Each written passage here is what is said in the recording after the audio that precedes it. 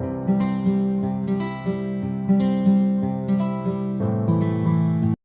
YouTube, today we're playing the Freshman Book Free Chapter 6, A Kappa Birthday. You and Zach stare at the computer screen waiting for Brandon to log on. I knew this would happen. He's going to break up with me. Okay, Zach, let's not jump to conclusions. We need to talk. That's basically code for I'm going to dump you. That's not true. There are plenty of reasons he could need to talk to you. Like what? Maybe he needs you to check up on his apartment? I've already been doing that, Cinnamon. Plus his roommate is still living there, so there's someone watering the plants and stuff. You never know. Maybe he needs you to do something extra? Then why wouldn't he just say that in the email? Look, I really don't need to get my hopes up. But you're interrupted by a ringing sound coming from the computer. Incoming video call from Brandon. I guess I better take this. He clicks accept and Brandon appears on the screen. Hi, Zach. Hi, Cinnamon. Hey, Brandon. Should I leave? No. It's good to hear your voice again. Brandon, are you crying? Brandon nods and begins sobbing. Brandon, are you homesick? Brandon nods again. I'm sorry. What for? You're allowed to be homesick. I just don't want to bring you down because I know you're all having fun without me, and... What's this all about? You're gonna laugh, but I saw those photos from Kaylin's concert, and I've been feeling down ever since. It just made me miss all the great times we had together at Hartfeld. Brandon, we miss you too, but aren't you having fun adventures in Peru? I explored a monastery last week, and it was really interesting, but then I got to thinking about how much you would have loved it, Zach. I wish I could have been there too, but couldn't you have gone with one of your new friends? I've got a few sort of friends, but nobody I've really clicked with. It doesn't help that everyone else is fluent in Spanish. I've been trying to make the most of this trip, but I had no idea how lonely I would get.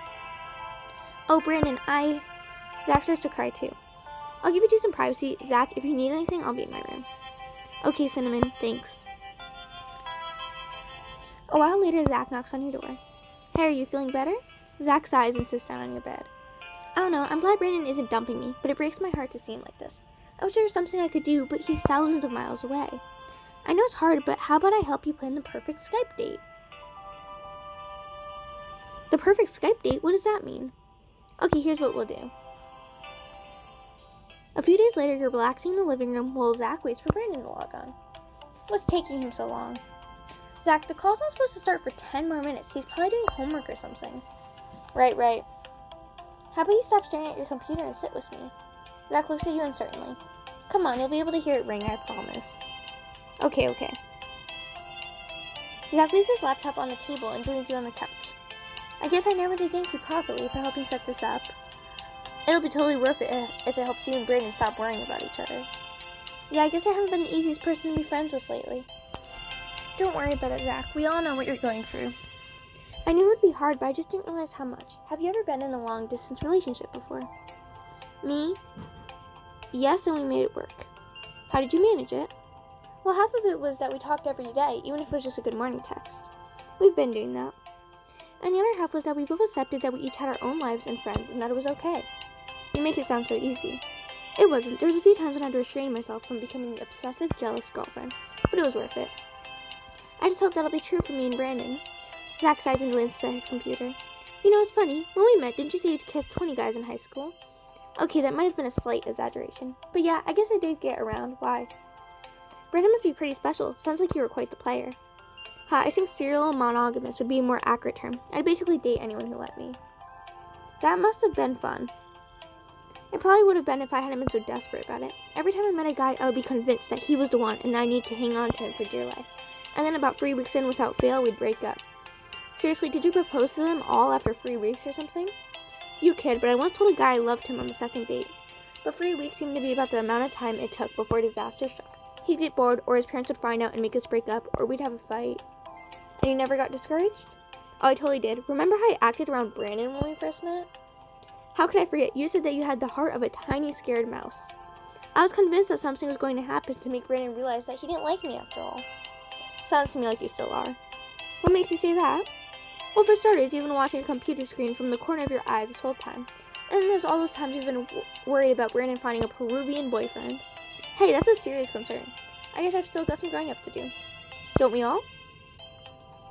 Incoming video call from Brandon. You and Zach rush over to the computer, and Zach answers the call. Zach, oh god, I've been counting down the minutes until I could call you. So have I. Did you get the package we sent? I did. That pound of Heartfilled Blend coffee has been the highlight of my week. Well, I hope you haven't used it all up, because I've got a pot brewing right now, and I was hoping we could each have a cup. Like looking at the same moon? Exactly. Speaking of which, you have the tablecloth I sent you, right? I put it on the table in the other room. Why do you ask? So maybe you could bring it over here? He repositions the camera to show Brandon the identical tablecloth on the kitchen table. Well, you may not be able to be at the same table, but we can still pretend. You're a genius, Zach. Now I have a surprise for you. Cinnamon. You reach into your backpack and pull out Brandon's sweater. Where did you get this? I couldn't bring everything with me to Peru, so there's still a bunch of stuff in my apartment. All I had to do was email my roommate and ask him to give Cinnamon one of my sweaters. Zach holds the sweater up to his face and inhales. Ah. Well, my work is done here. Alright, thanks for everything, Cinnamon. Bye, Cinnamon. You return to your room to study, but you can hear Zach and Brandon talking for hours in the other room. I love you, Zach. I love you too, Brandon. Saturday night arrives before you know it, and it's almost time for Madison's birthday party. We're gonna wear this. Can't go wrong with the little black dress. You arrive at the party with Zach, Abby, and Tyler. Madison greets you at the door. Hey! Happy birthday! Oh, thanks, you too. Madison gives each of you a hug. Do I hear a Cinnamon? Yep, and a Zach, a Tyler, and an Abby. Logan appears in the doorway and puts his arm around Madison. Hey everyone, well don't just stand there, come get your party on. Oh Logan, you're so funny.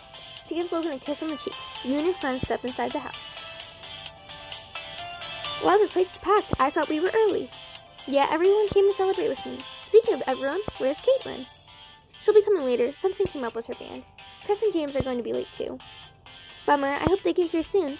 But don't let that ruin your fun. We've got drinks right over there. Madison, you read my mind. You make your way across the dance floor and head toward the drink table. First, a bunch of random punks drink all the good booze and leave, and now Cinnamon shows up? That's it. Today has been the worst. Wow, thanks a lot, Becca. I'm just delighted to see you two. I'm really not in the mood for this right now, okay? Becca, are you going to tell me what happened? Do I look like I want to talk about it? Yes? Well, I don't, okay? I know you think it's cute to stick your nose in everyone's business, but actually, it's really annoying. Excuse me? Didn't you hear me say I wasn't in the mood for this? Why don't you just leave me alone? Okay, fine. I was just getting a drink. I'll be going now. You pick up a drink off the table and leave the kitchen. You step outside to get some fresh air and see Amara? Cinnamon, what a relief. I've been here for half an hour and haven't talked to anyone. Well, good thing I came outside when I did. Isn't your band practicing right now? No, just Caitlin and Natasha. They're hanging out alone? I don't think it's like that, Cinnamon. Natasha knows you two are together. I invited Rachel, but not her scene.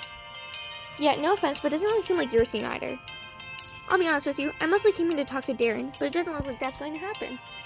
Why not? Did you look in there? There's like 100 people. Even if I was into this sort of party, I wouldn't be able to get his attention. Sure you could. How? You just need to get into the spirit of the party. And I do that how? Okay, have you ever heard of the dab? A few minutes later. You ready? I hope so.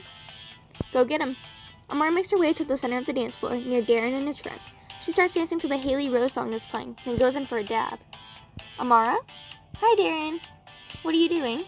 I'm here to party. Amara dabs again. Amara, are you okay?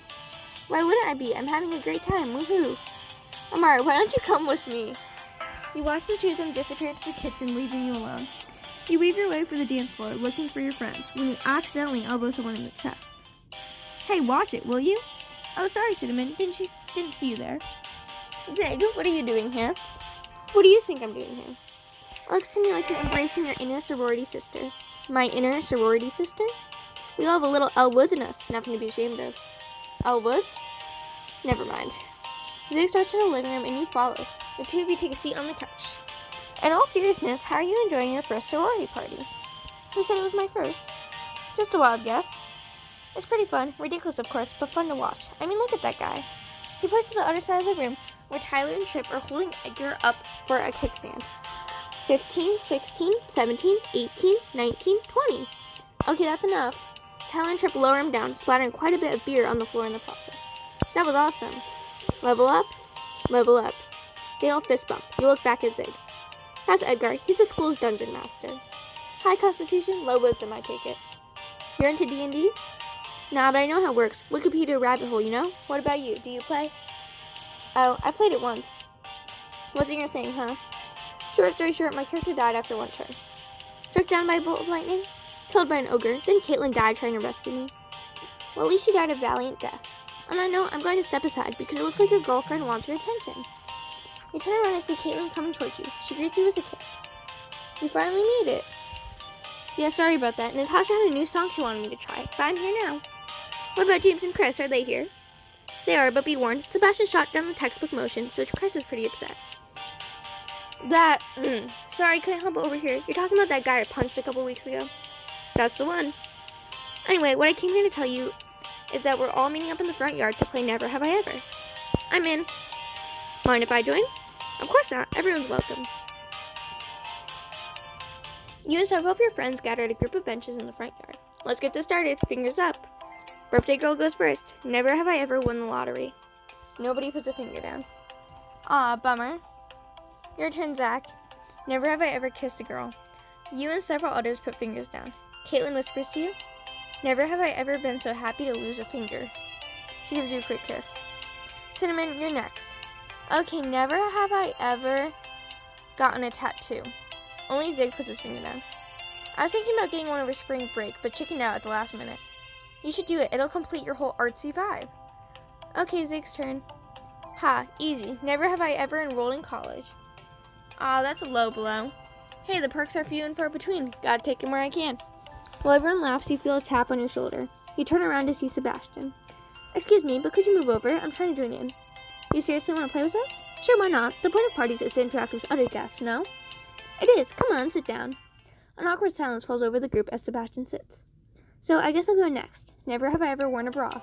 All the girls plus Logan put their fingers down. Please don't ask. Soon it's Caitlin's turn. Okay, never have I ever lost an election. Sebastian's face sours as he puts a finger down. Fine, never have I ever been convicted of a crime.